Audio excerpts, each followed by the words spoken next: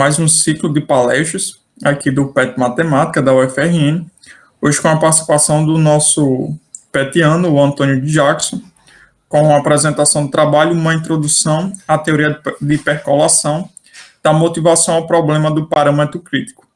Desde já a gente já agradece a presença dele e deseja uma boa apresentação a todos. As dúvidas aí a gente faz um compilado de questionamentos no final. Pois bem, obrigado, Paulo, pela acolhida, a todos os demais amigos e amigas que estão acompanhando o Jupet, que estão aqui prestigiando. Eu resolvi falar um pouco desse tema para vocês, que é um tema que eu tenho uma certa... Já tive mais, mas tenho uma certa familiaridade, né? Foi o que eu trabalhei um pouco na minha pós-graduação. E aí, como eu conversava muito com o meu orientador, que é o professor Roberto, né, Roberto Teodoro, nós comentávamos sobre o fato de não existir nenhuma disciplina na graduação, né, que lidasse, né, que tratasse dessa temática, né, que é a teoria de percolação, assim como tantas outras, né, tantas outras coisas interessantes, tantas áreas de pesquisa muito frutíferas e mais sofisticadas, mais modernas, que a gente acaba não vendo, né, mas que são extremamente importantes, né. E aí, diante disso, eu resolvi falar um pouco desse tema para vocês e espero que vocês gostem, tá? Então, sem mais delongas, quem tiver alguma perguntinha pode juntar para o final e aí, como o Paulo falou, chega lá e joga, tá? O título da apresentação, como o Paulo bem mencionou, é a Introdução à Teoria de Percolação, e a gente vai lidar um pouco com as motivações, né, para o surgimento da teoria, a formalização matemática, a gente vai trabalhar aqui também, tem um pouco de técnica, mas eu vou tentar sempre estar associando ao problema concreto, certo? E discutir o problema do parâmetro crítico, né? Que a gente depois vai estabelecer o que é essa coisa. Tá bom? Então, para começar, a teoria de percolação é uma teoria que teve início lá em 1957, né, com dois matemáticos britânicos, o Hammersley e o Broadbent, com esse trabalho aí que eles publicaram, né, que é Processo de Percolação, Cristais e Labirintos, né? E nesse trabalho, eles estavam tentando, né, entender um pouco de como funcionava a distribuição de um fluido, né, através de um determinado meio com poros, né, e ligações entre esses poros, né. Então, a palavra percolação vem aí de percolatium no latim, que significa filtração, né? Então você tem é muito comum você ouvir falar de percolação em física, em química, né? Em matemática a gente vai ver um pouco como é que seria essa formalização, mas percolação, né, é comum ouvir essa palavra lá em física e em química, né? Em outras áreas, geofísica e algumas ramificações. E aí o que a gente, né, como eu bem mencionei, essa teoria ela está interessada em entender como é que funciona a distribuição, como é que ocorre a distribuição de fluidos através de meios porosos. Aí alguns exemplos relevantes, né? Esse aí é relevante demais para a gente que é da matemática, né? Então, você é um coador de café. Então você joga uma água fervente, que tem uma certa pressão ali, e ela encontra, né, ao atingir a superfície do café, né, ela vai começar a encontrar um caminho através das partículas de café moído que está lá dentro daquele saquinho, né, do café, que a gente põe o café, e aí a gente está interessado em entender, na verdade, nós ficamos muito felizes porque a gente diz que a água percola no meio, né? Ou seja, a gente consegue extrair aquela fonte maravilhosa do saber matemático que é o café. E aí, a partir dele, a gente prova diversos teoremas e estuda diversas coisas muito bonitas, né?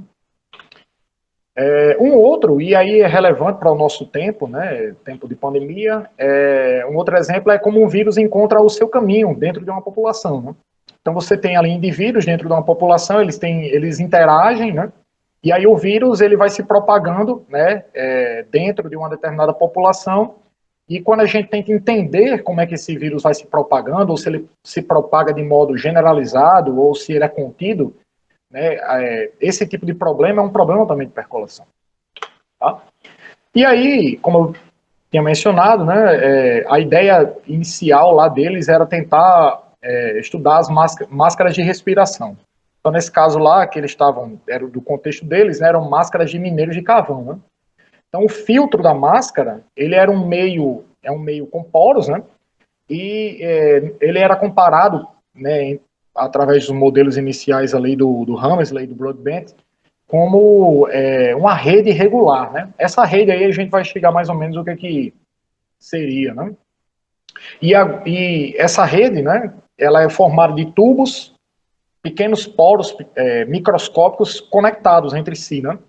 E aí, a questão é, se você tem um padrão, um modelo padrão, um formato padrão do filtro, você tem todas as máscaras com o mesmo, né? Só que quando você quer analisar várias máscaras, né, para saber se ela é eficiente ou não contra um determinado, dentro de um determinado ambiente, então você tem uma variação, né, de um para o outro, independente, né, de uma máscara para outra, e o formato dessa rede pode variar, né? Então, por isso que aparece esse aleatório, né? Então, o interessante aqui no trabalho do Broadbent e do Hammersley não é analisar as propriedades do fluido, né? Se é mais viscoso ou então da ligação, se você tem certas propriedades da ligação entre dois poros que vai interferir na distribuição. A gente não quer analisar o caminho, né, ou as propriedades acerca para saber se uma coisa caminha ou não, né? Mas o que a gente está querendo aqui é saber só se atribuir um parâmetro para saber se passa ou não passa. É apenas isso. A gente não quer analisar propriedades intrínsecas lá do gás ou do fluido, né, e do meio que impede ou não a passagem, né? Quer determinar um parâmetro para saber se passa ou não, né? Aí eu coloquei aí estilo um labirinto do Harry Potter. Todo mundo lembra do Harry Potter e o Cálice de Fogo, né? Eu suponho aqui que todo mundo sabe, ou não todo mundo, mas uma parte da galera que sabe o que acontece lá no Harry Potter e Cálice de Fogo, na última prova do torneio Tribruxo, né? O labirinto, ele é modificado lá com uma determinada magia, mas enfim. Mas a propriedade do labirinto é ficar se automodificando, né? Então você vai formando diversos canais por onde passar ali, e isso vai sendo feito de modo aleatório, né? Então é um tubo microscópico, um labirinto, assim, né? Estilo Harry Potter e o Cálice de Fogo. Isso aí era para vocês se sentirem inseridos assim na história. Então, olha só. Considerando a rede da máscara de respiração, os tubos conectados são constituídos de pequenos sítios, poros e ligação entre esses poros, né? Eu já comentei isso. E um gás passa de um sítio para o outro através de sua ligação, é óbvio imaginar isso, né? Então, ele vai penetrando a máscara de um sítio para o outro, né? De um poro para o outro, né? Aí o que acontece, né? Já que a gente não está interessado em observar as propriedades do fluido nem nada, mas se passa ou não passa, a gente vai atribuir um parâmetro, né? Esse parâmetro é uma probabilidade para saber se uma determinada ligação entre dois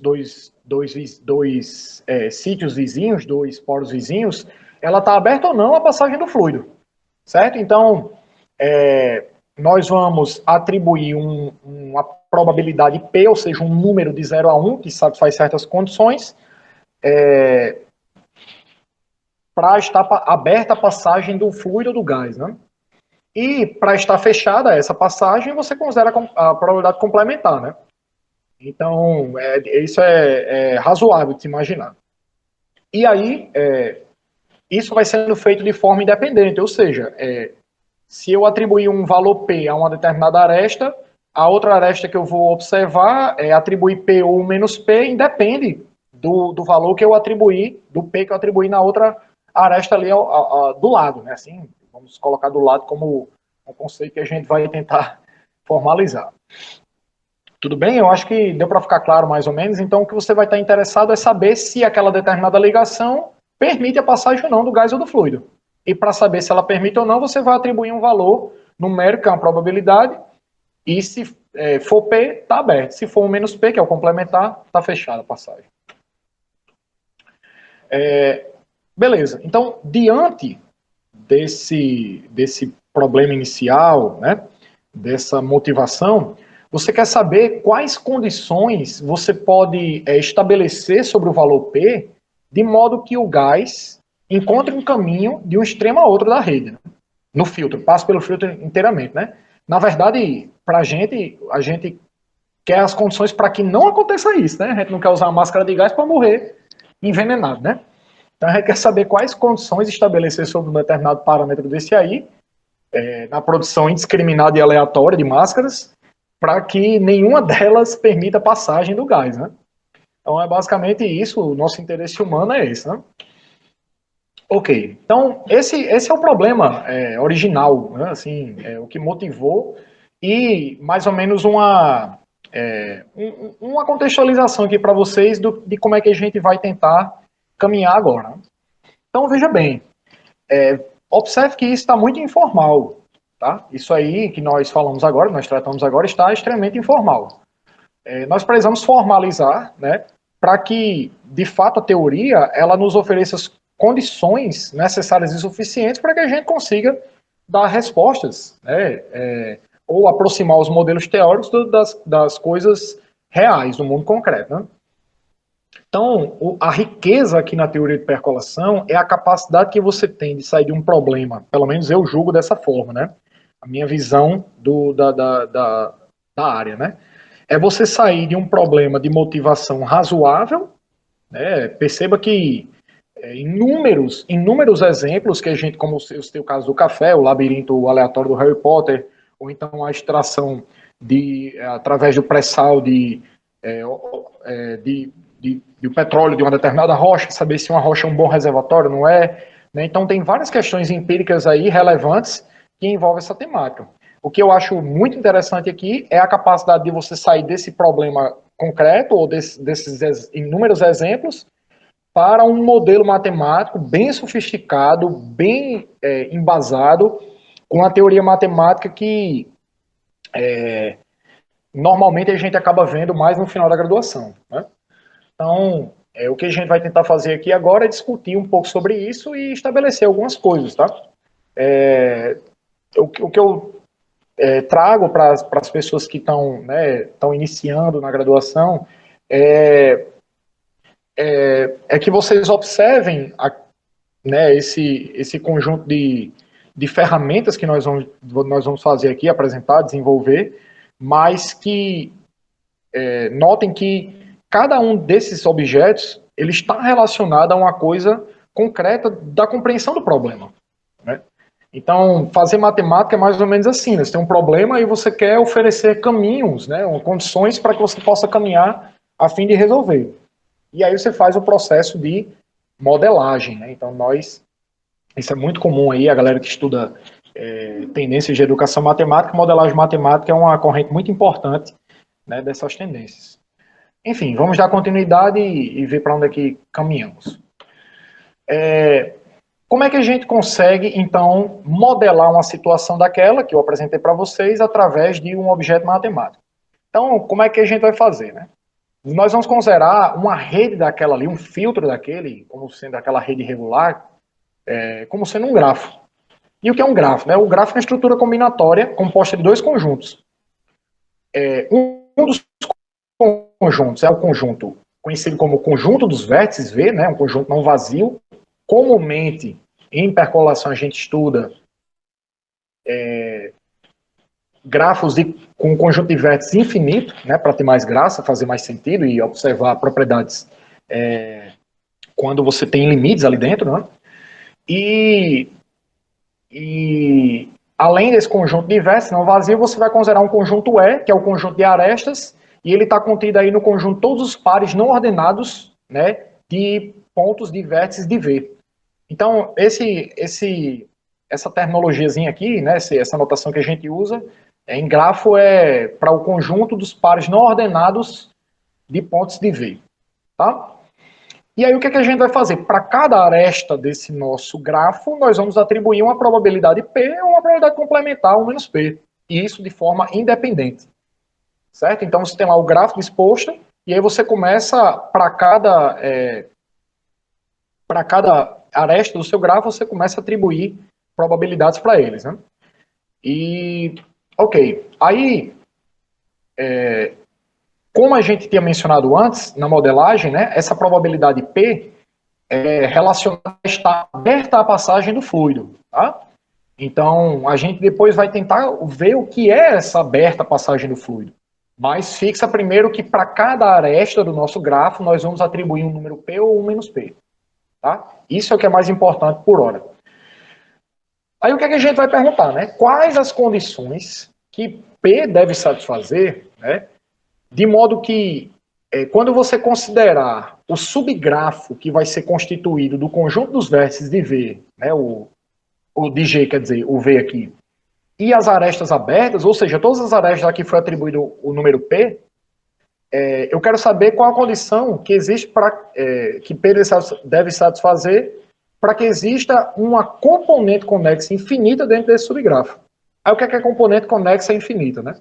Pois bem, infinito a gente sabe que é um conjunto infinito, né? Quer dizer, nós precisamos aí, normalmente a galera vê isso em análise, né? Mas um conjunto infinito é um conjunto que não é finito, né? Assim, é meio que uma negação. Ou seja, você não consegue nenhum subconjunto finito de um AN dos naturais e uma abjeção dele no seu conjunto, né? E aí, componente conexa é o maior conexo contido, certo? Então, quando eu observar todos os conexos que tem lá dentro, né? O maior conexo contido lá dentro, eu quero saber qual a probabilidade de que ele seja infinito, certo? Qual a condição sobre a minha probabilidade P para que exista uma componente conexa dessa infinita. E aí, por que o problema ele vem para cá, né? Observe que quando você está interessado em problemas às vezes de caráter macroscópico, né? Então você tem uma determinada região que uma malha seria de proporções absurdas, né? Então você quer saber se um determinado fluido ele transita, né, por esse meio integralmente, completamente, né? Então você vai dizer que ele vai preencher o meio em totalidade, né?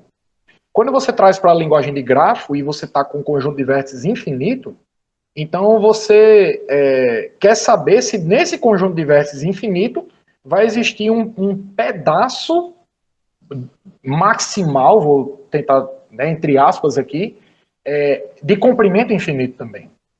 Certo? Então, dado o grafo e dado um subgrafo dele, gerado aleatoriamente, por causa dessa probabilidade aí, eu quero saber se lá dentro tem uma componente conexa infinita. Tem um pedaço maximal infinito lá, de modo que você, quando percorra ele, você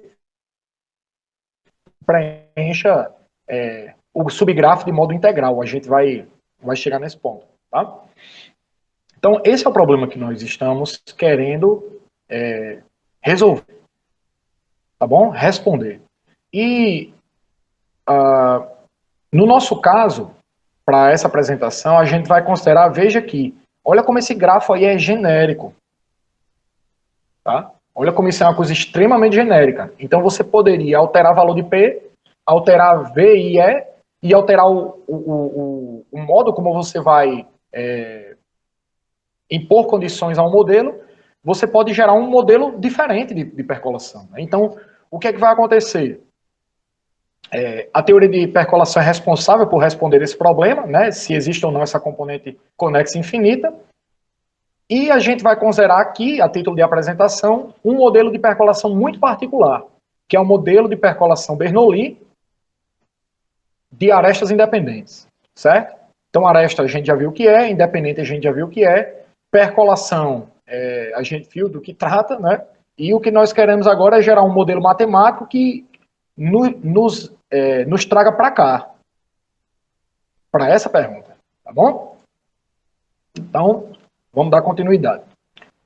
Se a gente vai lidar com esse modelo, se supõe que existem outros, né? Então, existem outros modelos de percolação, que a gente não vai considerar aqui por hora, né? Mas instigo vocês, ao final dessa apresentação, a ir buscá-los. Ok.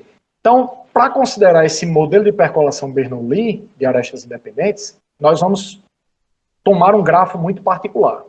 Que grafo é esse, né? O grafo é esse par aí, LD, que é ZD é D, né? Onde esse ZD é o conjunto dos vetores aqui em RD, em probabilidade, é muito comum não usar a dimensão N no conjunto, no espaço vetorial Rn, né? Mas sim a dimensão D, né? Aqui em probabilidade a galera tem essas notações mais exóticas, né? Então você vai considerar um vetor daqui de RD, só que esse vetor que você está considerando, se ele está nesse conjunto aqui, então todas as entradas dele, todos os xis aqui dentro são inteiros, tá? Esse é o conjunto de vértices. Veja que esse conjunto é infinito. Primeiro que Z é infinito, né? Então esse D aqui vem da dimensão do modelo que nós estamos considerando. Então veja que esse conjunto aqui é um conjunto infinito, só que ele possui uma propriedade especial que é de ser localmente finito. E por causa disso, várias coisas interessantes acontecem no modelo, tá?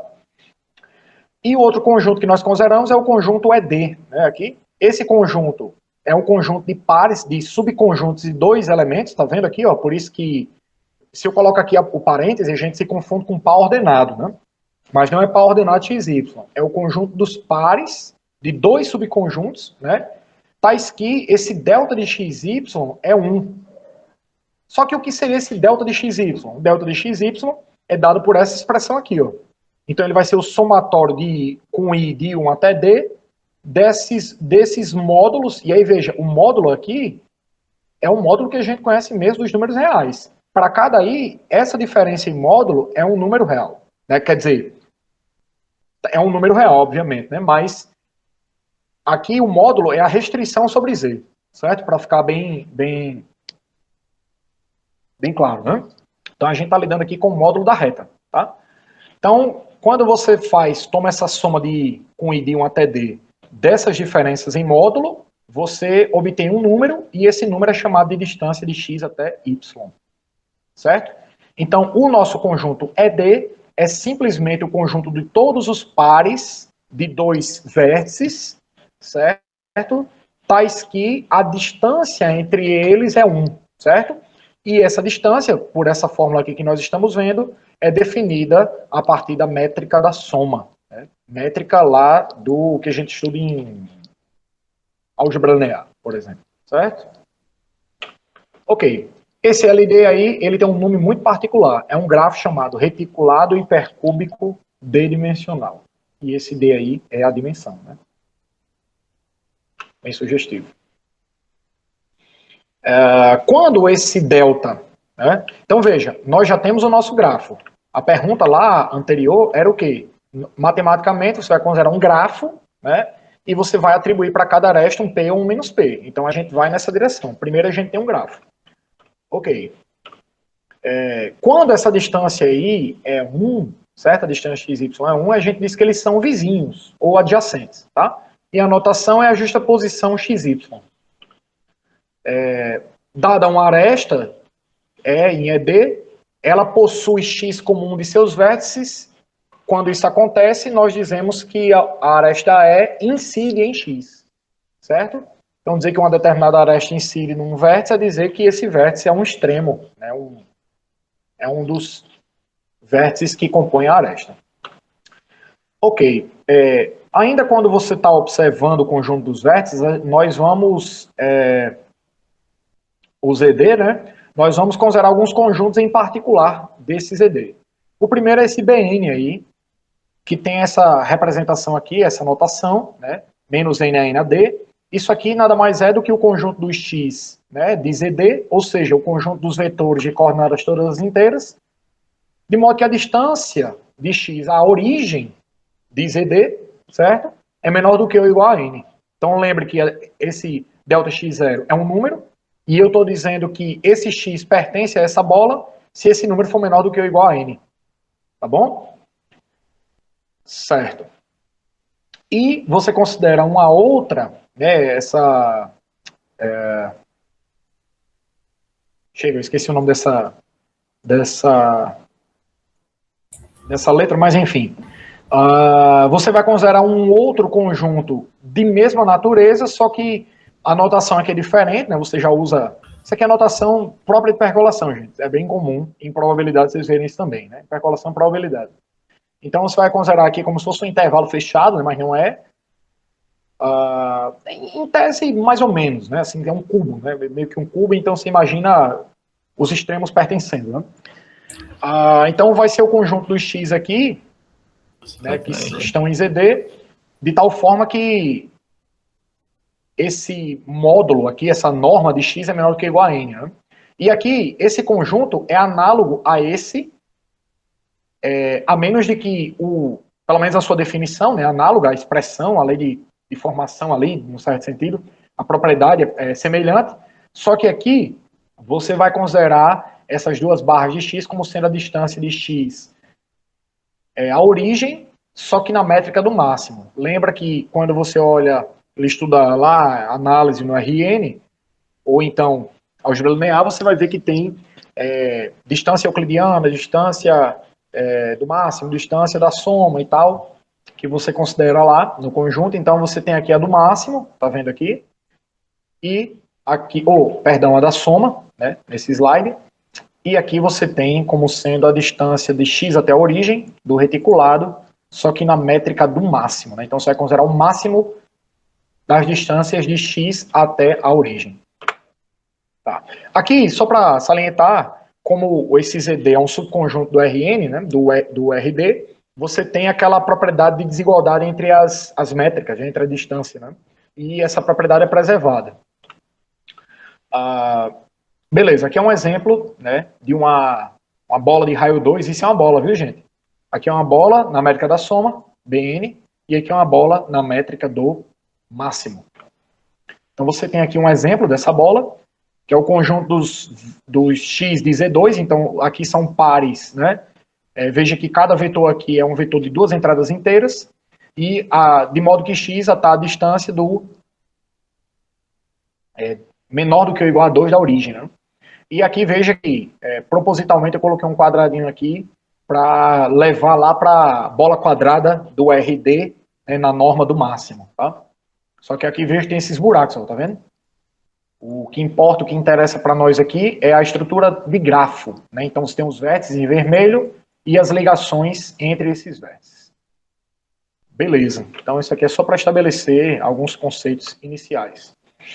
Ok, dados essas duas bolas, você vai definir as fronteiras, né? Um é a fronteira dos vértices,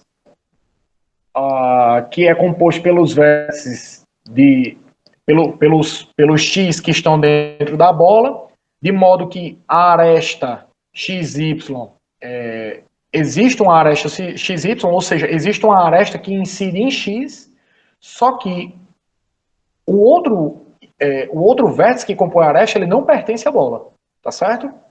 Então essa daqui é a fronteira de vértices, né? Então você vê aqui que é um conjunto de vértices, de modo que as arestas incidem nele, e essas arestas que incidem são arestas que o outro vértice que a compõe está fora da bola. E a fronteira de arestas, você também define dessa bola aí, de raio N, que é o quê? O conjunto de todas as arestas, tais que um dos extremos está na bola e o outro extremo não está na bola. Tá? Um exemplo aí, como é que a gente consegue perceber, né? Então você tem as arestas, né, da fronteira de arestas na tonalidade azul, tá vendo? Então veja que essas arestas, elas todas incidem nesses vértices que estão aqui, né, no bordo dessa bola, certo? E esses vértices, todos eles, compõem a fronteira de vértices, tá? Então, por mais que a expressão matemática seja um pouco estranha, ou mais ou menos estranha, a visão é razoável, né, de compreensão razoável. Ok, então nós temos já o grafo e alguns subconjuntos importantes dele. Agora, o que é que nós vamos tentar fazer? É observar como é que nós conseguimos atribuir, como é que nós formalmente atribuímos aquele númerozinho P, né, que é uma probabilidade, a cada aresta do nosso grafo. Então, dado o grafo e um parâmetro P, o modelo de percolação Bernoulli de arestas independentes, que é esse modelo que nós estamos lidando aqui, é uma família, ômega E com E aqui, ômega índice E com E dentro do conjunto de arestas, né? Essa família é de variáveis aleatórias. O que é uma variável aleatória? Uma variável aleatória é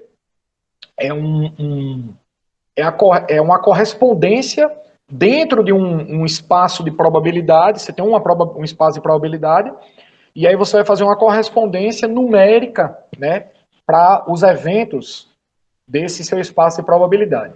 Em teoria da medida, essas variáveis aleatórias aí são funções mensuráveis, né? Então você tem dois espaços mensuráveis, então você tem um conjunto não vazio, uma sigma álgebra, dois conjuntos dessa natureza, e uma função é mensurável quando a imagem inversa de um mensurável, né, é um mensurável no domínio. Né? Então, quando isso acontece, você diz que essa função é mensurável. E aí, variáveis aleatórias são funções mensuráveis reais. Tá? Essa família que nós estamos considerando, ela é uma família de variáveis independentes e identicamente distribuídas. Né? Então, veja que a linguagem de probabilidade ela começa a tomar conta aqui do nosso ambiente. Né? E é justamente isso. A teoria de percolação ela é uma teoria que combina diversas outras teorias matemáticas, né? Como grafos, probabilidade, faz uso de combinatória, faz uso de análise, faz uso de teoria ergódica, faz uso de diversas coisas, análise complexa, né? Toreto que gosta de análise complexa, faz uso de muita coisa, tá? Então, por enquanto, a probabilidade está tomando de conta do nosso espaço, né? Então, essas variáveis são independentes e identicamente distribuídas. Ou seja, o modo como você atribui um valor a cada variável dessa independe uma da outra e a distribuição de probabilidades é a mesma, tá? É a mesma. Então, toda vez que você calcula a probabilidade, dá a mesma. Então, tais que para cada aresta, né, esse ômega E aqui, ele tem a distribuição Bernoulli de parâmetro P. O que é que isso quer dizer? Quando a gente estuda probabilidades, primeiros modelos de probabilidade, você vai ver o modelo Bernoulli.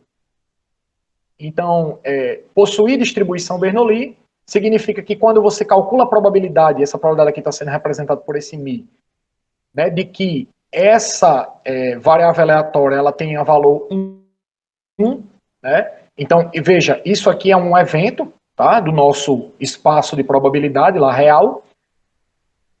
Então, para cada E, você vai dizer que ômega E possui distribuição Bernoulli de parâmetro P, se a probabilidade de ômega E ser igual a 1 é P, e a probabilidade de ômega E ser igual a 0, que é o complementar, nesse nosso ambiente aqui, é igual a 1 menos P. Gente, vou dar continuidade porque eu ia dizer uma coisa que eu lembro que eu escrevi no slide, né?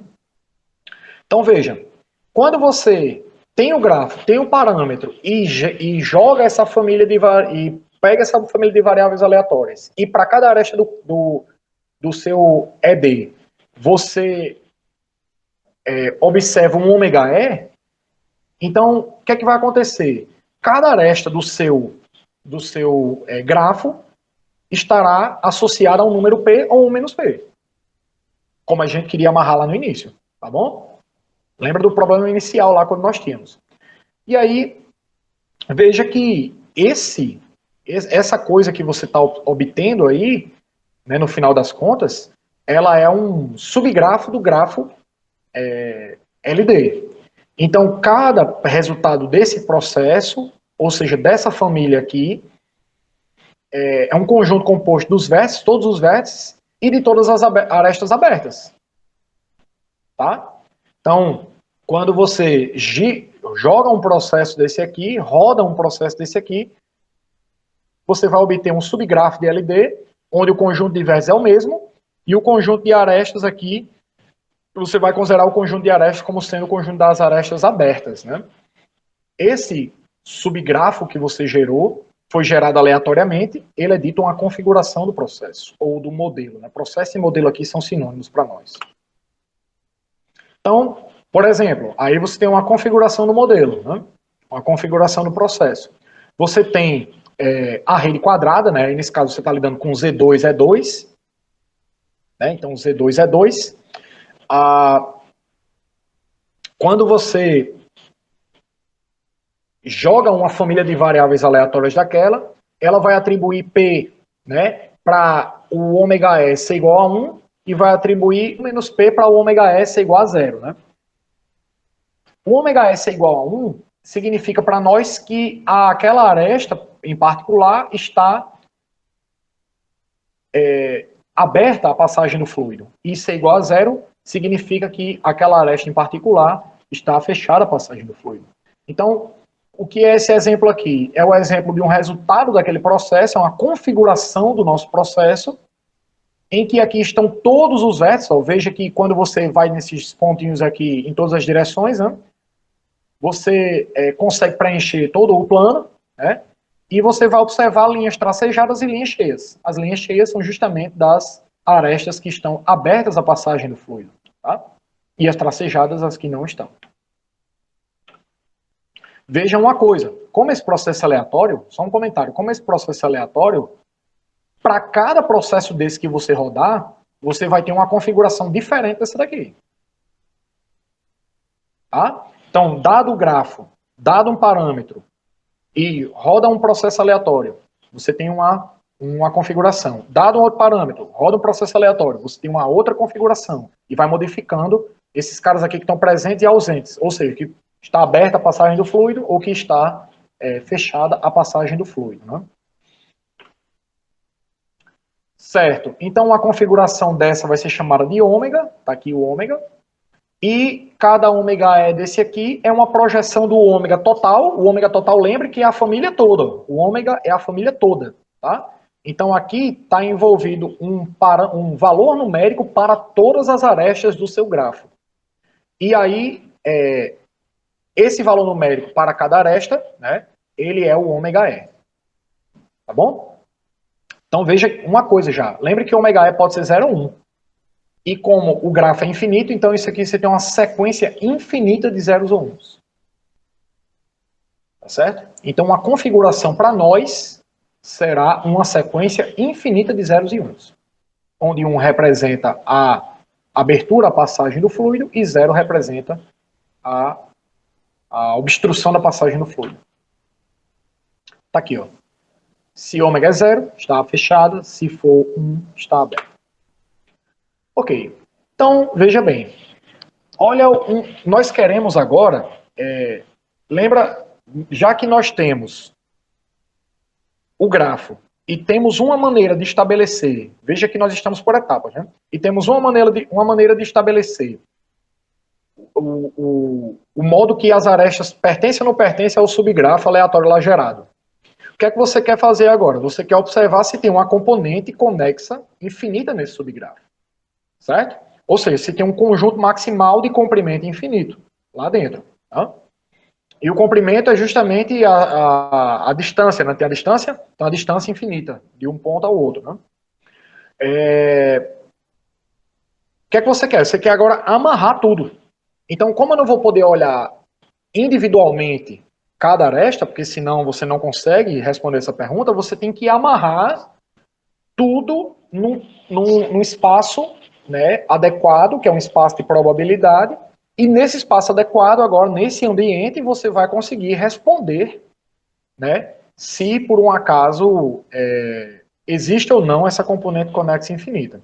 E aí um comentário, veja que quando eu coloquei aqui essa tripla, que é o espaço de probabilidade, essa nossa probabilidade aqui, normalmente aparece aqui, né, a probabilidade, ela está indexada pelo P, pelo parâmetro que nós definimos. Então esse espaço de probabilidade aqui, ele vai ser construído dependendo desse parâmetro. Então ele vai amarrar tudo, tá? É o que a gente vai fazer.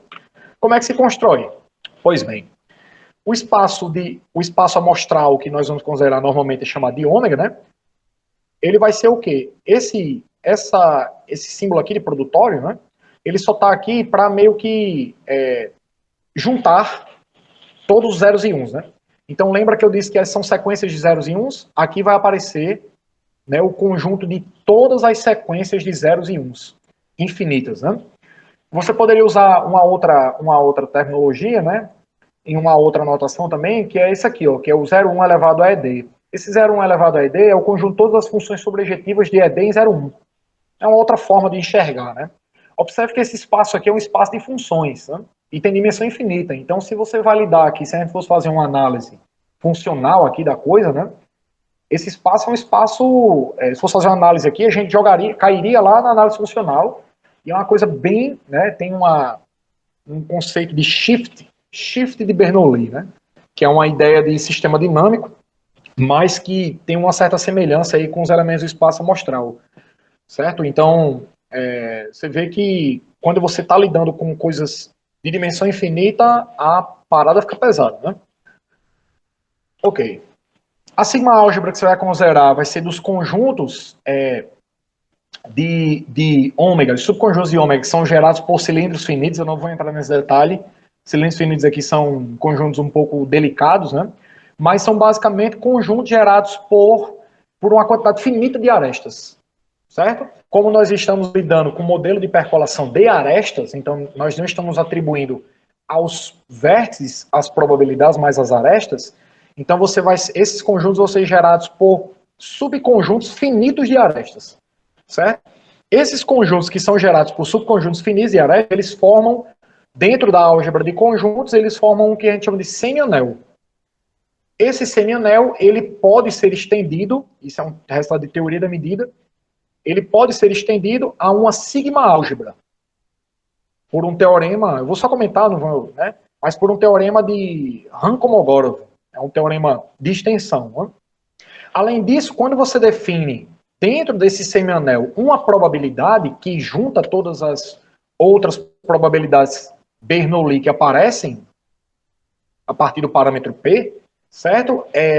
Essa medida definida no semianel, ela também pode ser estendida à extensão do semianel, que é a sigma álgebra, mantendo a sua expressão, só que agora para conjuntos mais gerais, né, que são justamente os conjuntos mensuráveis, né, que estão na sigma álgebra.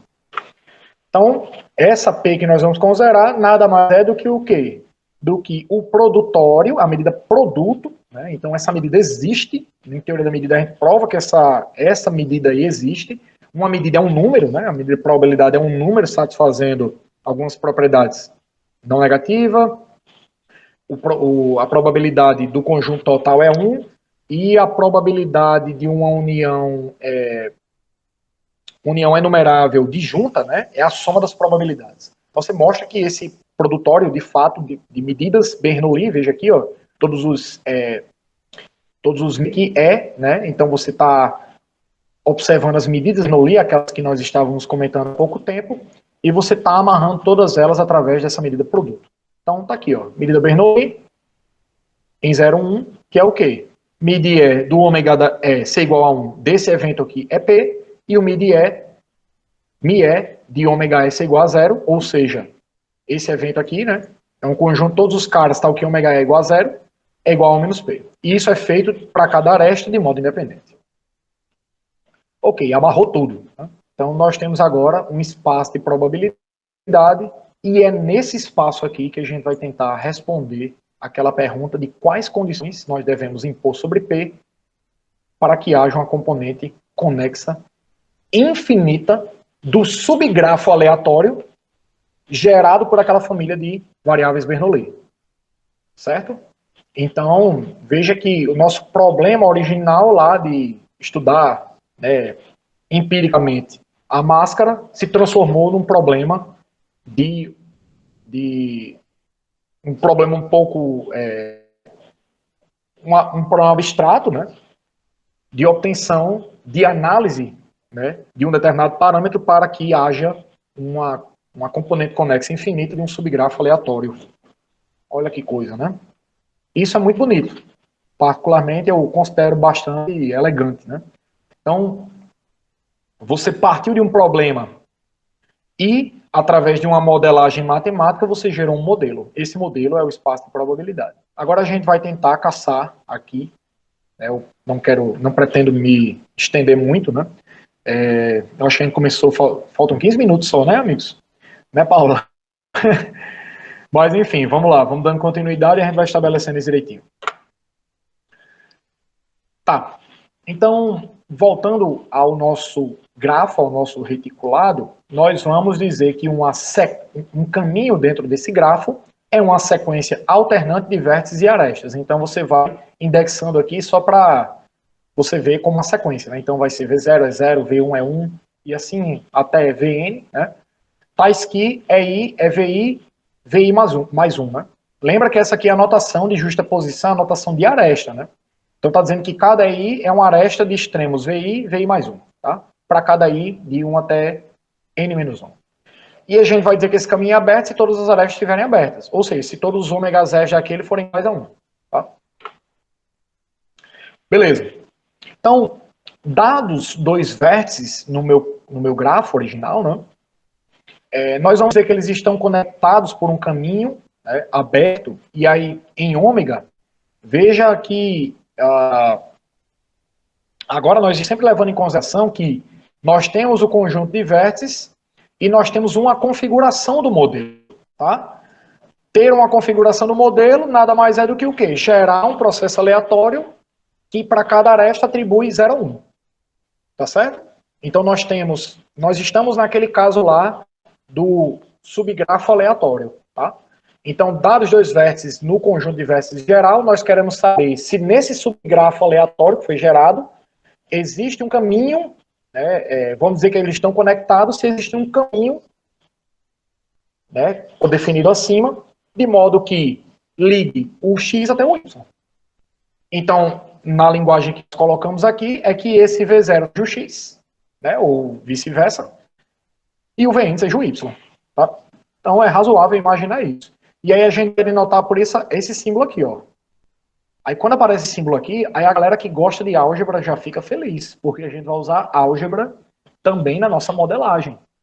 Então veja que percolação é uma coisa que engloba muita coisa de matemática, né? Então, quando você estabelece essa relação, ou seja, de dizer que um cara está conectado a outro, e isso é condicionado à existência de um caminho aberto ligando um ao outro, né? Você tem esse conjunto aqui, esse cara é um evento, né? Ele é um evento do nosso espaço de probabilidade, ou seja, esse subconjunto não vazio, que podemos atribuir uma probabilidade a ele, lá no espaço amostral, e ele está sendo gerado por essas arestas aqui, ó. Beleza? Em particular, seus vértices, vértices e arestas, né? Aí, quando o x está conectado a y, por um caminho inteiramente contido dentro de um subconjunto aí, né, então você vai dizer que x se conecta com y, aí esse E aqui em cima é só para dizer que você está andando só por vértices e arestas que estão em S. Tá? Ok. Pronto, aí é um exemplo. Ó. Então, a gente volta sempre para a rede quadrada. A rede quadrada é boa porque ela é bem didática. Né? Tá vendo aí? Z2, você tem um L2, Z2 é 2, aí você tem um grafo, você tem um parâmetro P, gerou um processo, então ele deu essa configuração aqui, ó, e aí você quer saber, a gente está observando que existe um caminho, né, aqui, ligando a origem do nosso reticulado até o vértice X, certo? E esse caminho aqui está sendo de arestas em azul, vocês estão vendo aqui, né? Então, existir um caminho aberto é isso, gente. Show de bola, né? O problema é para mais dimensão. Para mais dimensão, o barato fica louco. Mas, enfim, isso vai dizer que esse evento ocorre. Tá certo? Está dizendo que ele ocorre. Ok.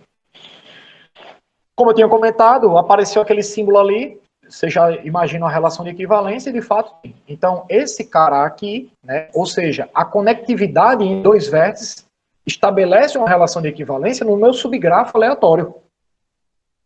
Beleza? E as componentes, as classes de equivalência, veja que quando você quando você tem uma relação de equivalência definida num conjunto, esse conjunto ele pode ser particionado em conjuntos disjuntos, que são as classes de equivalência. Para nós, olha que coisa interessante, para nós as classes de equivalência da partição aí do conjunto todo vão ser chamados de aglomerados ou clusters do meu L. Né? Esse L aqui, sempre que aparecer esse L estilizado, é o subgrafo. Tá? Ok, então as classes de equivalência do meu subgrafo são chamados de aglomerados. Ok. Desse modo, o que é que você tem? Dada a configuração, e um vértice nessa configuração, e um cara no conjunto de vértices, quem seria o cluster do X na configuração ômega? Seria o conjunto de todos os Y que são vértices do meu grafo, de modo que o meu X está conectado a esse Y. Ou seja, existe um caminho de X a Y. Beleza? E veja, sempre imagine que isso nós estamos perguntando a partir de uma configuração. Não é na doida, né? Da configuração é você pergunta se acontece esse tipo de coisa. Né? E aí esse vai ser o aglomerado aberto contendo o vértice X e da configuração ômega. Tá? Aberto, né? Eu deveria ter colocado aqui, são os aglomerados abertos. Aberto porque, veja, se existe um caminho de X a Y, esse caminho é aberto. É a nossa definição lá. Tá? Certo. Aí agora o que acontece? Já que eu falei de relação de equivalência, o nome reticulado não aparece aí à toa. O nome reticulado aparece aí de reticulado algébrico mesmo, quando a gente está lidando na álgebra dos conjuntos. Então o reticulado ele vai ser invariante por translação. E aí, eu não vou entrar em detalhes, mas um reticulado algébrico, né, é um conjunto, né, parcialmente ordenado, tais que para quaisquer dois pares, você considera sempre existe digamos assim, um sup e um inf. Mais ou menos assim, né, existe um máximo e um mínimo. Você pode imaginar que se você direcionar as arestas, o cara que vai ser o destino final é o sup na aresta e o cara que foi o de partida é o inf, né? Então você tem uma propriedade, um reticulado algébrico aí. E a invariância por translação é uma ação de grupo que você aplica, né? Essa invariância por translação ela vai nos permitir observar qualquer vértice do nosso modelo como sendo a origem. Então você não vai estar interessado em, eu tenho que ir lá para a origem. Vou lá correndo para a origem, paro lá e começo o processo lá. Não, você pode em qualquer lugar dizer, aqui é a origem. Estamos, algo nos fundamenta para isso, né? Além disso, você também tem que a probabilidade é invariante por translação. Aqui as invariâncias por translações aí são diferentes. Essa daqui é a invariância por translação do ponto de vista de ação de grupo, então é uma coisa de álgebra. E essa invariância por translação aqui é uma invariância por translação de medida. Então, quando eu quero observar a medida de um conjunto, se eu transladar esse conjunto por um cara, ele vai continuar me dando a medida do conjunto. Certo? Então, se eu tenho um aglomerado ali, e eu saio daquele aglomerado e vou para um outro, lá, e pego o mesmo aglomerado e boto num outro lugar, lá do meu reticulado, mas a estrutura se mantém a mesma. Então, o conjunto se mantém o mesmo. Então, quando eu for analisar a medida dele, né, independente da translação, vai dar a mesma coisa. Tá bom. Então, vamos voltar à pergunta crucial, que é aquela primeira. Gente, eu acho que eu vou me estender só um pouquinho, espero que não tanto. Agradeço a compreensão de vocês diante disso, né? Só para a gente não ficar com um negócio meio capenga, quebrado pela metade, né? Então, voltando à pergunta crucial, que é aquela lá do início, agora nós temos o grafo, nós temos o parâmetro, nós temos o modo como nós atribuímos esse parâmetro a cada aresta do nosso grafo, e nós sabemos que esse nosso grafo ele possui algumas propriedades muito importantes e que ele é dividido por aglomerados, né, por classes de equivalência, né? E essas classes são disjuntas, obviamente, né? Então a gente já começa a perceber que a gente vai tentar focar numa classe dessa e observar se numa classe dessa você tem uma componente conexa infinita. Beleza? Então, qual a pergunta crucial, né? Há algum aglomerado aberto infinito, nosso reticulado, dada a configuração e o parâmetro? Quais as condições para que isso aconteça, né? Isto é, aí agora eu vou, usando a invariância por translação que a gente viu ali, ó, lembra que eu disse que a gente poderia considerar qualquer vértice como sendo a origem? Pronto, é o que nós estamos fazendo aqui. Então, nós vamos chamar isso aqui de módulo de C. Esse módulo de C nada mais é do que a cardinalidade desse conjunto, ou seja, o número de elementos desse cara. Tá? Aí, esse C aqui, o modo como a gente está considerando, é um resumo, está resumindo essa notação de C centrado no vértice, que é o zero, a origem, né? E está embutindo também aqui o ômega. Né? Então, a gente quer saber se o tamanho de C, né, que é a cardinalidade, que é o tamanho de qualquer, dada a configuração de qualquer cara que envolvesse o X, é infinito. Para algum X, né? E esse para algum X está associado a essa afirmação. Tá certo? Se você quiser considerar o aglomerado da origem, você não precisa botar para algum X. É só dizer, existe o tamanho desse cara é infinito. Né? O que é que a gente mostra? A gente mostra que as configurações ômegas, tais que o aglomerado da origem tem tamanho infinito, né? Esse conjunto é precisamente esse aqui, ó, dos ômegas tais que o ômega, ou tais que a origem do meu grafo, você tem como provar isso aqui, a origem do meu grafo está conectada com o infinito. Aqui é a ideia, não é a ideia de ponto, é tipo um ponto do infinito, mas é dizer que se ramifica indefinidamente, tá certo? Então dizer que o tamanho do aglomerado da origem é infinito se existe, né, por serem iguais esses conjuntos, se existe um caminho infinito ligando a origem ou qualquer outro cara do meu grafo, do meu reticulado lá, no modelo, um caminho que saia desse cara e se ramifica indefinidamente dentro da configuração. Tá certo? Então, uma vez que a gente mostra que esses dois conjuntos são iguais, veja que esse cara aqui é mais amigável, mais parecido com a nossa pergunta. Existe uma componente conexa infinita dentro do subgrafo? E a gente viu que as componentes conexas são definidas a partir da relação de conectividade. Então é melhor a gente observar, lidar com esse conjunto aqui, que está à direita. Tá bom? Uma vez se próximos são iguais, o que valer para cá, vale para cá. Show. Aí agora, né, a gente já está chegando no final aí da apresentação, já. O que é que nós vamos definir? Uma vez que nós temos tudo isso, né, já veja que precisou fazer muita coisa. Muito disso que eu estou apresentando para vocês, gente, a gente tem todo faz todo um arcabouço teórico, né, para fazer as demonstrações, tudo direitinho, e provando as coisas para chegar até aí, né? Mas o que acontece? Lembra que a gente tem uma probabilidade P pequena, aquele Pzinho pequeno que diz se uma aresta ou outra está aberta a passagem do fluido, ou seja, pertence ou não ao subgrafo aleatório gerado, né?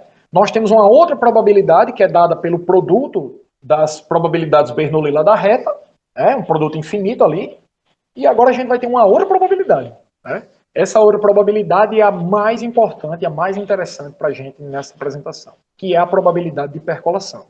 Então, a probabilidade de percolação, ela é denotada por θ de P e é definida por essa expressão aqui. Qual a expressão, De Jackson? Quer dizer professor, né? Mas sou professor também, mas tá tudo bem. Qual a expressão? Ela é definida justamente como sendo a probabilidade produto, aquela lá do espaço de probabilidade, de que o meu aglomerado da origem tenha tamanho infinito. Ou seja, esse evento aqui tem infinitos elementos. Certo? Tudo bem? Isso, esse evento aqui tem infinitos elementos. Pronto. Então, você tem essa probabilidade aí, que é a probabilidade de percolação. Certo? Ou seja, é a probabilidade, né, indexado P aqui o parâmetro original, de todos, do evento, né, que é justamente do quê? Dos ômegas, né, tais que o tamanho do meu aglomerado é infinito, certo? Ou se a gente quisesse colocar aqui melhor, era melhor ter colocado, já que eu falei esse aqui no ponto anterior, a probabilidade desse evento, de que exista um caminho infinito, ou seja, de que a origem do nosso grafo, qualquer outro ponto, pela invariância de translação, está conectada ao infinito dentro do nosso grafo, né? Então esse caminho aqui tem como. Então, o que acontece? Essa probabilidade, uma vez que a gente define ela, nós conseguimos provar algumas coisas importantes. Tá?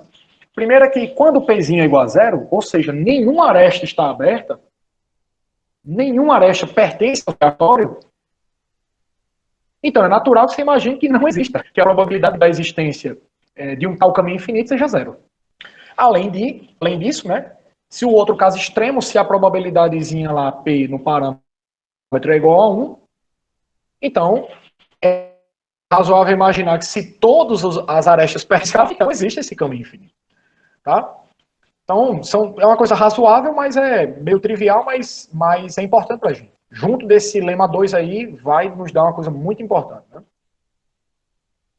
Então, o outro lema, que é o θ de P, é uma função monótona não decrescente em P. A gente consegue provar esse lema 2 usando uma técnica em probabilidade que se chama técnica de acoplamento. Então, tem dois passos de probabilidade e o acoplamento entre elas vai ser uma variável aleatória definida, né, uma variável aleatória conjunta definida num outro espaço de probabilidade mais geral, de modo que quando você olha a probabilidade marginal, distribuição marginal, que é justamente como se fosse, entre aspas, a restrição a cada uma das medidas dos espaços de probabilidade, elas coincidem com as medidas. Né?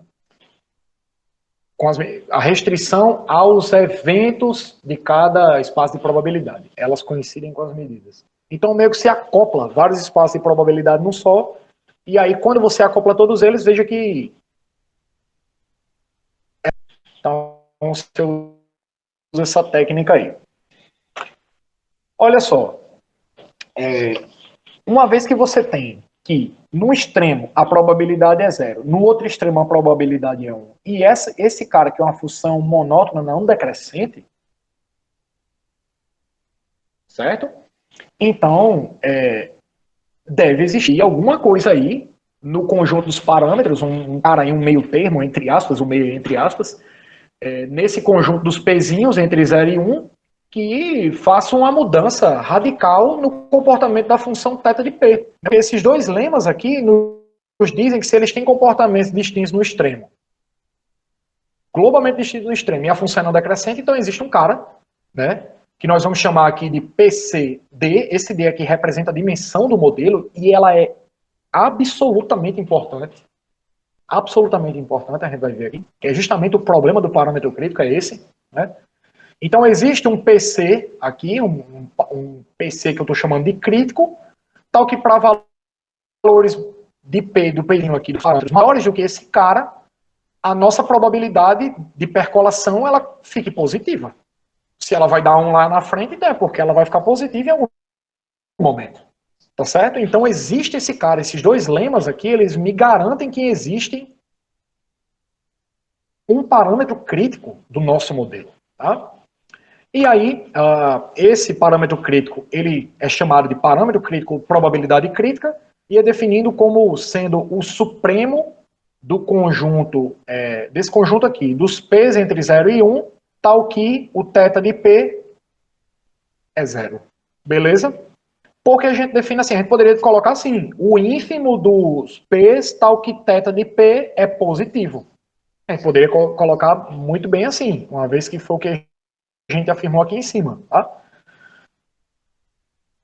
Mas, uma vez que é o sub, quando você passa dele, está fora do conjunto. Então, passou dele, está fora do conjunto, a probabilidade ela não passa. Tá?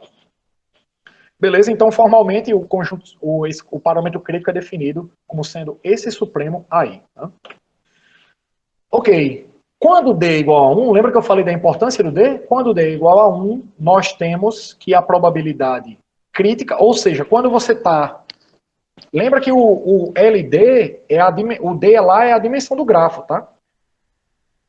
Quando você está, então, no grafo LZE, né? Então, o que é que você obtém?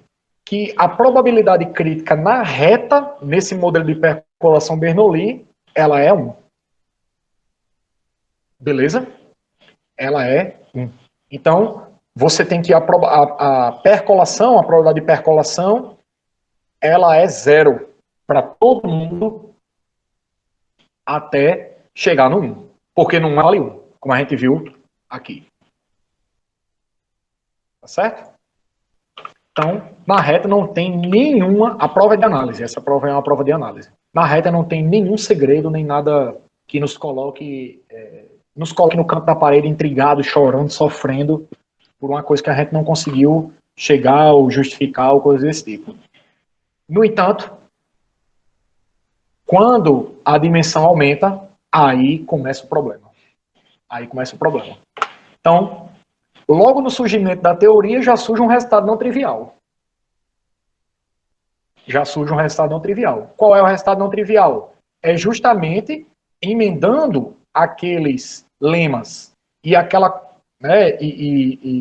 as considerações que a gente estava fazendo, o Broadbent e o Hammersley provaram que quando você está considerando o reticulado hipercúbico de D dimensões, então qualquer D maior do que ou igual a 2, ou seja, do 2, de dimensão 2 em diante, existe um parâmetro crítico. Né? Esse parâmetro crítico é estritamente positivo e menor do que 1. E qual é o que é que esse parâmetro crítico condiciona? Condiciona a existência ou não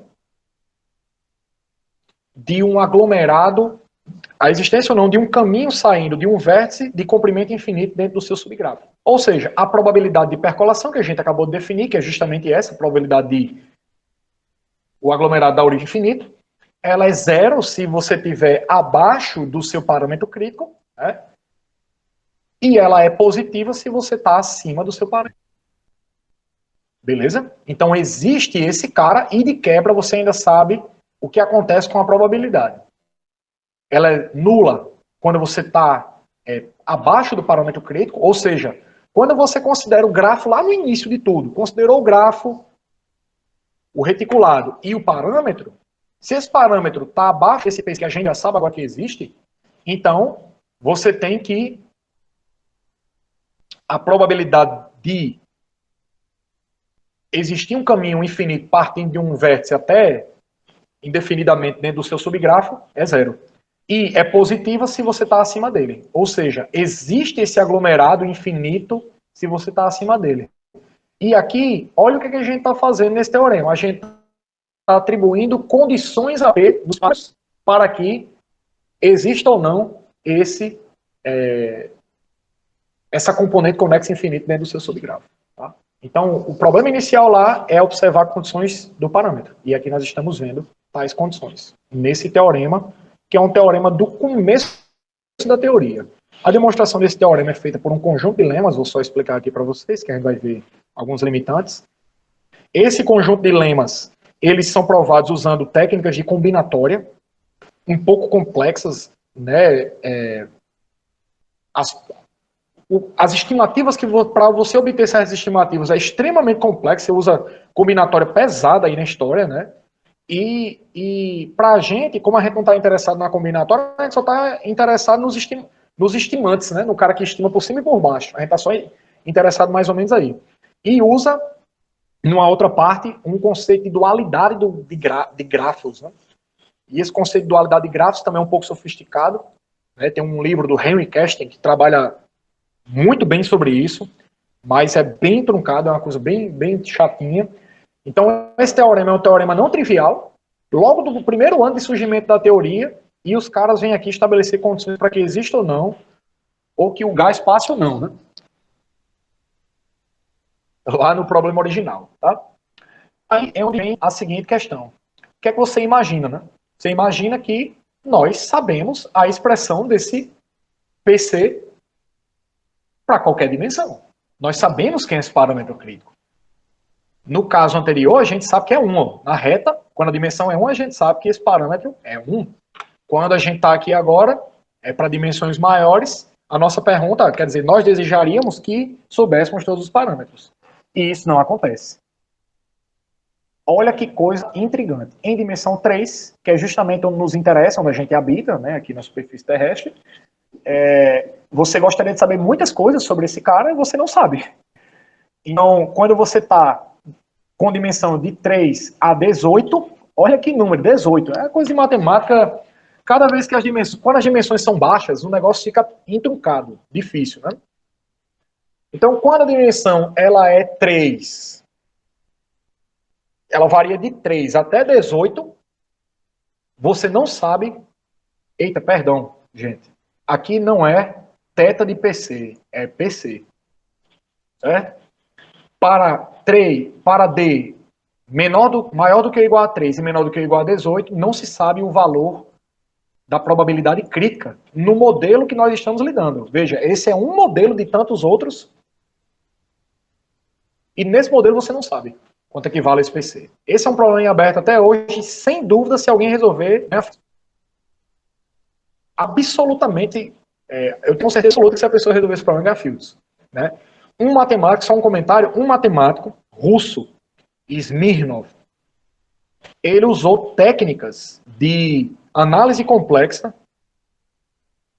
com teoria de percolação, para provar conjecturas acerca do parâmetro crítico em dimensão 3, e ele ganhou a Fields. Imagine você saber o valor do PC para esses caras aqui. Bem, para a dimensão 2, t igual a 2, se sabe esse valor. Esse valor é meio, 1 sobre 2. Certo? Essa prova foi feita por um cara que assim, eu acho que dentro da teoria de percolação, ele é um dos principais pesquisadores, era um dos principais pesquisadores, que era o Henry Kästen.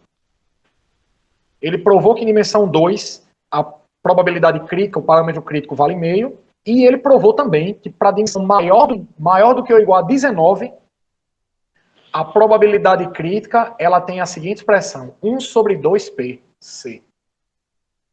Ele provou que para a dimensão maior do que 18, a probabilidade crítica tem expressão, e aí em limite de escala, ou seja, você faz algo explodir, mas existe esse cara, 1 sobre 2πc. Então, é um resultado muito forte, foi provado em 1980, né, pelo Henry Kästen. E até hoje não se sabe o valor do parâmetro crítico nessas dimensões aqui. Em especial essa daqui, que é a que mais nos interessa. Né? Beleza. Só para concluir, gente, na prova do teorema anterior, lembra que eu falei que a gente prova um conjunto de lemas, não foi o que eu tinha dito? Esse conjunto de lemas vai nos dar algumas estimativas, né, um limite inferior positivo e um limite superior menor do que 1 para a probabilidade crítica. E é justamente, no teorema existe um PC dentro de 0,1 aberto. O que você prova é que com esses caras estritos, vê que são 2 números positivos, ó, tá vendo? 2 números positivos. E o PC está entre eles dois, tá? Podendo ser um deles dois, tá? Para D maior do que ou igual a 2. Mas o fato desse cara estar aqui, dentro, no interior do intervalo 0,1, nos oferece uma transição de fase. Então, antes dele tem um comportamento, depois dele tem um outro comportamento dentro do modelo, que a gente já viu. Esse comportamento é não existe esse aglomerado, tal aglomerado, infinito, de tamanho infinito, e no outro existe esse cara com probabilidade positiva, né? Mas ali você tem uma singularidade. Você tem um parâmetro, um cara que quando você passa por ele, ou nas proximidades dele, você tem certos comportamentos, mas quando você está antes e depois, você tem comportamentos globais do mundo distintos. 2 comportamentos globais distintos. Então, você chega nessas estimativas, e dessa maneira ficam caracterizadas 2 fases do modelo. Uma antes do parâmetro crítico e uma depois. A fase antes do parâmetro crítico é chamada de fase subcrítica do modelo. Certo? Então, na fase subcrítica do modelo, acontecem várias coisas. Mas acerca dessa pergunta principal que nós queremos responder, se existe ou não essa componente conexa infinita no grafo, a propriedade na fase subcrítica, essa propriedade na fase subcrítica é a seguinte, né? Não existem aglomerados infinitos, né? Ou seja, quase todos os aglomerados que aparecem nessa fase do modelo são quase certamente finitos. Esse quase certamente é um termo que aparece em probabilidade, né, que é em quase todo ponto lá, a teoria da medida, que é o quê? O conjunto onde não acontece esse tipo de coisa, ele tem medida nula. Certo? E a fase supercrítica do modelo, que é essa daí. Quando você está acima do parâmetro crítico, a propriedade é que existe pelo menos um aglomerado aberto infinito. O que a gente prova, tem como se provar, que na fase supercrítica do modelo, esse aglomerado, ele existe e é único. Então, veja, as componentes conexas, elas não são... a classe de equivalência é o todo. Basicamente é isso que está dizendo, né? Na fase supercrítica do modelo. Né? Então, esse resultado é provado. Só um comentário, ele usa 2 técnicas. Uma técnica de trifurcação, que é um conceito de grafo bem específico, e o teorema ergódico de Birkhoff. Então a gente usa teoria ergódica para provar esse teorema, de que esse aglomerado é único, infinito, na fase supercrítica, ele é único. É uma coisa muito sofisticada, até porque teoria ergódica já é uma coisa muito sofisticada, a gente não vê na graduação. Então veja que dentro de teoria de percolação tem muita coisa, muita matemática para se estudar. É muito bonitinho. Tá? Apesar de atualmente eu não estar tão dedicado ao estudo de hipercolação. Eu acho que faz mais ou menos um ano que eu não pego nesses textos acerca disso. Tenho estudado mais geometria riemanniana, com um amigo Vitor. Mesmo assim, eu ainda fico encantado com as coisas que acontecem em percolação. Enfim, no sentido da transição de fase, né, duas coisas que acontecem nessas fases também, que são coisas extremamente importantes, são essas aqui, né? Além da existência ou não desses caras, você sabe como se comporta a probabilidade de percolação. Então é uma coisa muito... Além de você saber se existe ou não, né, esses aglomerados, você sabe como é a cara, né? Ou como se comporta a probabilidade de percolação. Então, na fase subcrítica, você tem uma propriedade de decaimento exponencial. Em que sentido? Então, quando você considera a dimensão maior do que ou igual a 2, se você está na fase subcrítica, existe um número positivo, certo? Esse número é o nosso parâmetro, de modo que para todo n maior do que ou igual a 1, a probabilidade de que o nosso zero, a origem, ou qualquer outro x do nosso reticulado, estar conectado à fronteira de vértices da bola, centrada na origem aí, né, ou no vértice x em particular, essa probabilidade, ela decai exponencialmente com o aumento do raio da bola. Porque, veja, ela decai, é menor do que ou igual a essa exponencial, e esse sinal de menos aqui, como o cara é positivo, então ela está negativa, está decrescendo exponencialmente, e à medida que o n cresce, porque para todo n maior do que ou igual a 1. Então, à medida que você vai crescendo a bola, centrada na origem, a probabilidade de existir um tal caminho que conecte a origem até a fronteira dessa bola aí, ela vai decrescendo exponencialmente com o aumento do raio. Então isso é uma coisa fantástica, assim. Esse resultado foi provado a primeira vez de modo... como é que eu posso dizer assim? Sem supor algumas condições, certo? Sem supor, por exemplo, que o tamanho é o tamanho do cluster da origem é finito. Sem supor isso, a primeira demonstração que apareceu na literatura sem supor isso é de um russo chamado Menshikov, em 1986, é um resultado recente, e a demonstração que ele fez lá, ela tem de 11 a 13 páginas. Realmente nada dela, nada. E quando eu fui perguntar a Roberto Teodoro, eu me senti um pouco bem, porque ele também disse que não entendeu nada. Então, eu resolvi não escrever sobre isso, sobre essa demonstração do russo. Depois, um ano depois, surgiu uma outra, usando outra completamente diferente, que era de equações diferenciais. E, enfim, eu não quis entender muito bem ela. Na minha dissertação de mestrado, eu apresentei esse teorema usando uma técnica. Né? Eu demonstrei esse teorema usando uma técnica de um francês chamado Dominique Copin, é um matemático, na minha opinião, ele é um dos futuros ganhadores da medalha Fields. Ele trabalha com teoria de percolação e as técnicas, as ferramentas que ele tem desenvolvido têm permitido avanços muito grandes. Ele tem uma média de publicação altíssima, de 10 artigos por ano, né? Nessa área de teoria de percolação. Ele é um cara muito promissor, tem muita coisa a oferecer. E no artigo que ele publicou em 2016, eu usei esse artigo para poder fazer minha dissertação. Ele apresentou uma prova desse resultado aqui, que o Menshikov provou em 13 páginas, de 11 a 13 páginas, ele provou em meia página usando indução. Então, eu sei que o cara realmente oferece ferramentas muito interessantes para poder atacar problemas complexos, né? E aí, né, quando você está na fase supercrítica, só para não avançar muito, o que eu ia dizer é que a probabilidade de percolação, mais do que eu já avancei, é que a probabilidade de percolação ela possui uma cota inferior. Esse PC tio aqui, gente, esquece, viu? Tira o tio e deixa só PC. Esse tio aqui tem a ver com a ferramenta que o Domínio Copan introduziu no artigo dele que eu usei na minha dissertação. Perdão. Esse tio não tem, é só PC, certo?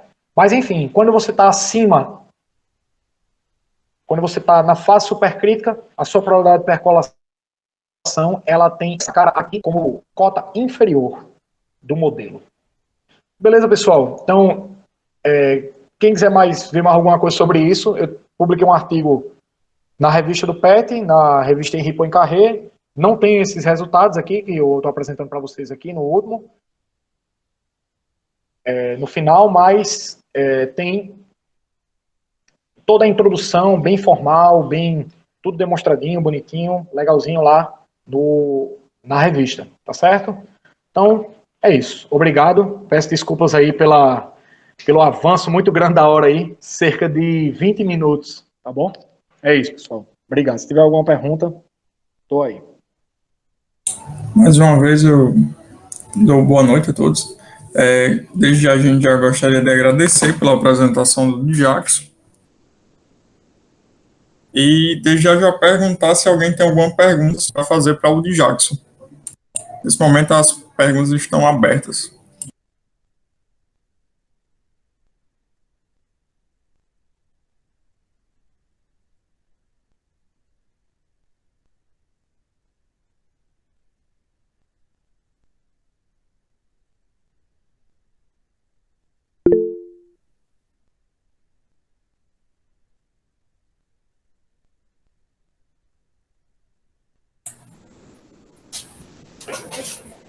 Oi, Jackson. Parabéns pela apresentação, né? Eu não vou questionar muito da teoria, né? Porque para mim também é uma coisa muito nova, né? Mas eu só queria comentar adicional, né? Quando eu estava na escola ainda, eu conheci o problema das 7 pontes, não sei, das pontes de Königsberg. Não sei se você conhece esse problema. Conheço, professor, conheço sim. Sim, então ele fala em Königsberg, né? Uma antiga cidade alemã, que agora é cidade russa, né? Kaliningrado. Tinha 7 pontes e 2 ilhas, né? Aí ele dizia como encontrar o melhor caminho que passando uma vez que você possa passar pelos 7 pontos, né? Sem ter que repetir. Então, o problema é que eu não sabia resolver até agora, mas resolver justamente usando grafos, né? Foi a primeira vez que eu escutei esse caminho, grafos, né? Ou seja, já é uma precolação, segundo como se definiu, né? E eu achei muito interessante a forma como essa área, né? Ele requer e contribui também para o desenvolvimento de outras áreas, por exemplo, né? Então, só de curiosidade matemática aqui, né? Quando você, acho que coloca no teorema 1,2, o teorema de Hammerstein, aí você fala o seguinte, você pode colocar no teorema de Hammerstein. Aí. Aqui, por exemplo, né? Aqui você tem a probabilidade de percolação é igual a 0, se P é maior que a probabilidade crítica, não é? E maior que 0 se P é maior que a probabilidade crítica. E se P é igual a PC, o que significaria isso? Que você não analisou? Certo, professor. Pronto, esse é um outro problema.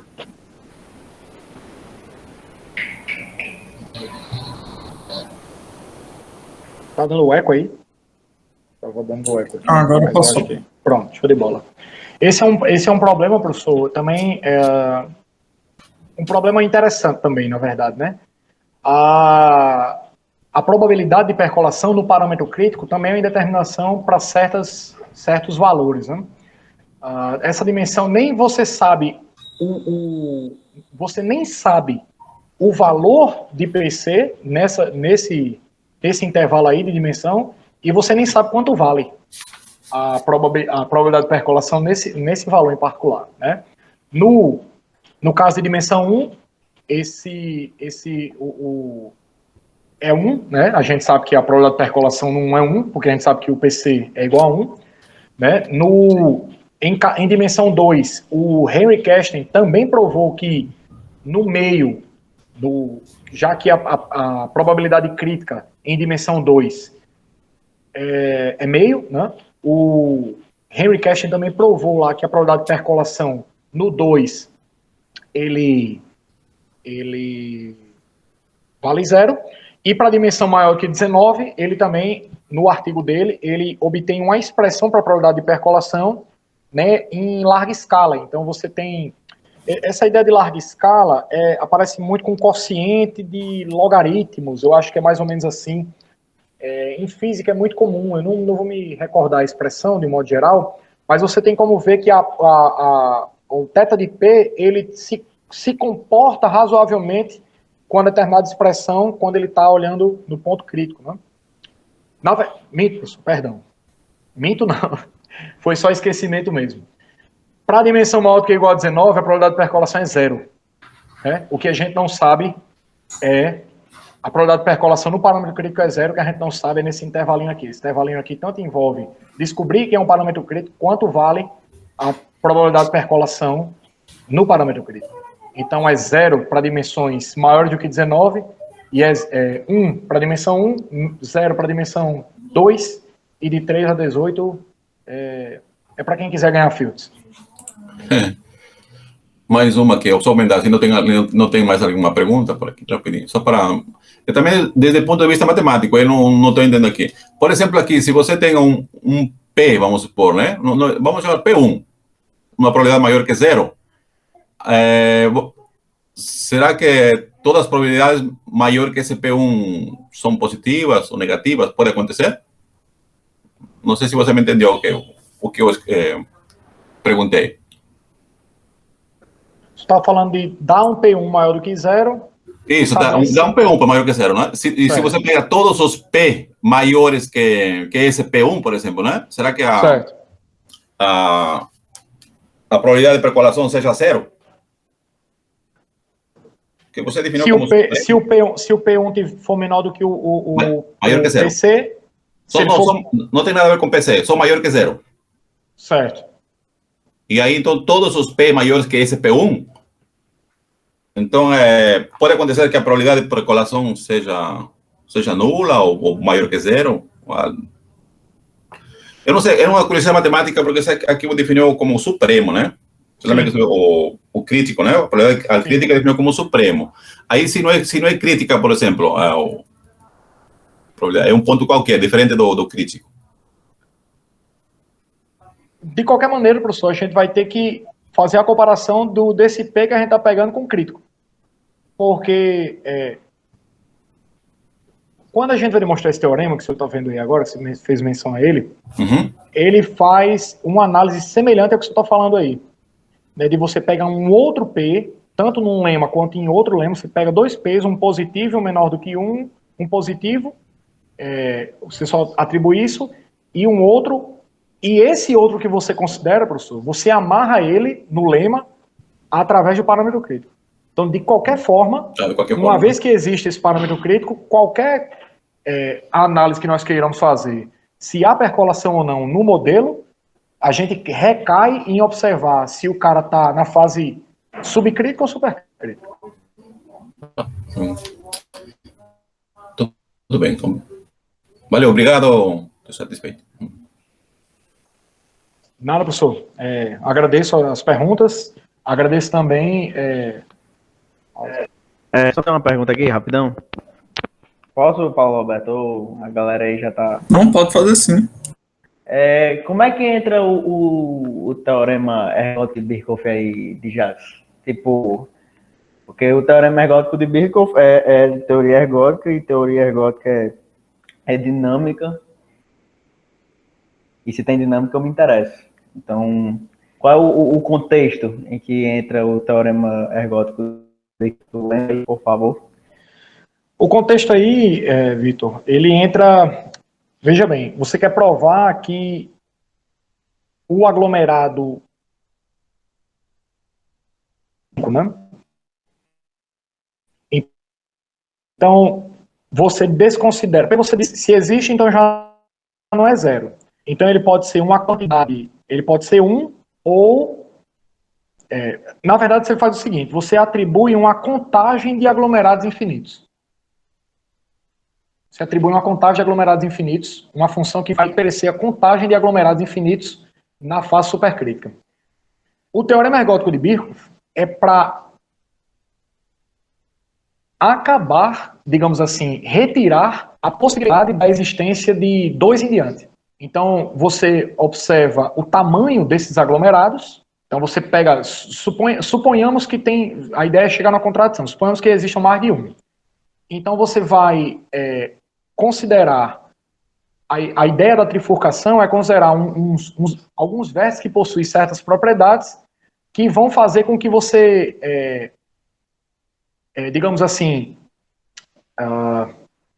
caia,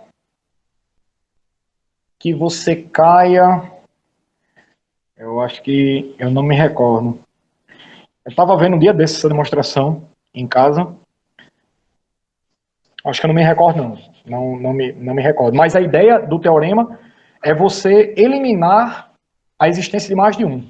E aí você usa a técnica de trifurcação e usa o teorema para chegar na contradição. Então você usa o teorema para chegar na contradição, porque o teorema ele envolve as médias, né?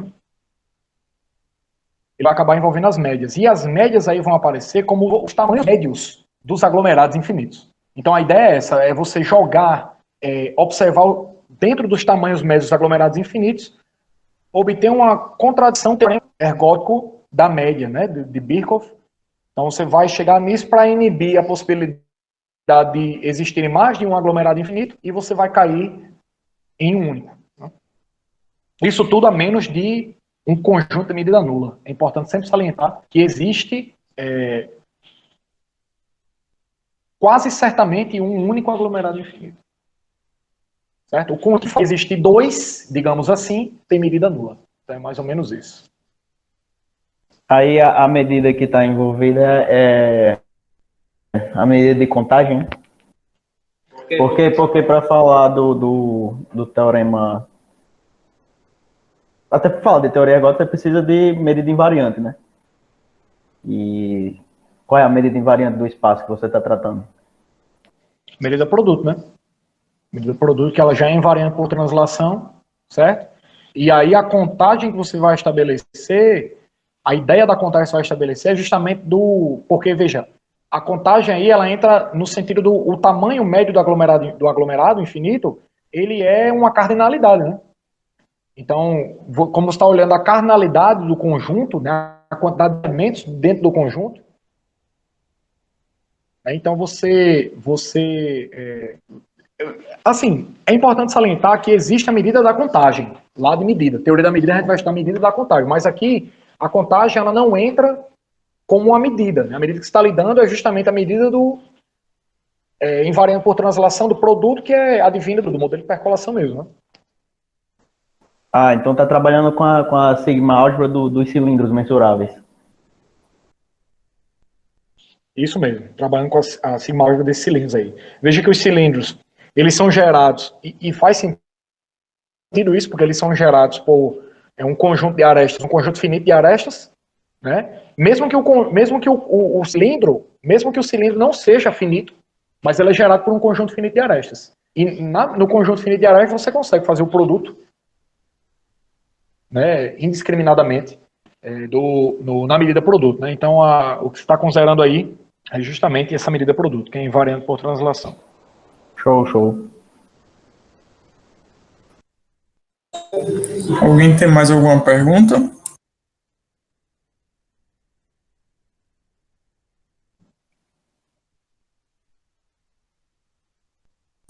Bem, se ninguém tem mais nenhuma pergunta, eu vou dizer mais uma vez pela apresentação, Jackson, parabéns por ela. E nós temos mais uma apresentação,